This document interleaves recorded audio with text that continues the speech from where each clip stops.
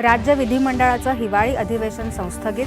अर्थसंकल्पीय अधिवेशन 23 फेब्रुवारीपासून मुंबईत.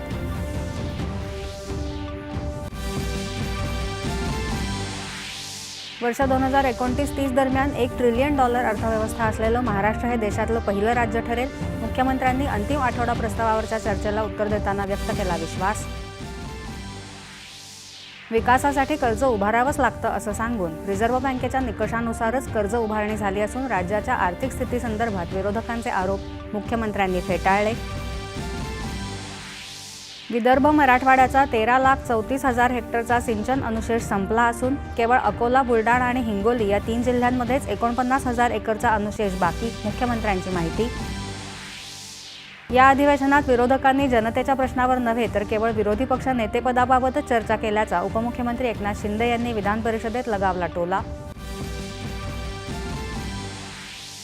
वीज वापरात पारदर्शकता आणण्यासाठी स्मार्ट मीटर बसवण्याचा निर्णय झाला असून ग्राहकांसाठी प्रीपेड मीटर नव्हे तर स्मार्ट मीटरच बसवले जात असल्याची मुख्यमंत्र्यांची विधानसभेत माहिती.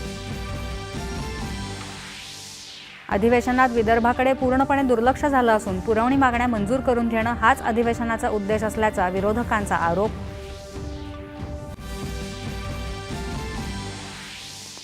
राष्ट्रीय ऊर्जा संवर्धन दिनानिमित्त नवी दिल्लीत राष्ट्रपती द्रौपदी मुर्मू यांच्या हस्ते ऊर्जा संवर्धन पुरस्कार प्रदान.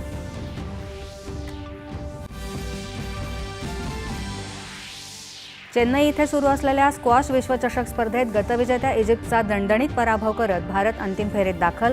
जेतेपदासाठी आज हाँगकाँगशी लढत. आणि भारत आणि दक्षिण आफ्रिका यांच्यातल्या T20 मालिकेतला तिसरा सामना आज धरमशाला इथं होणार.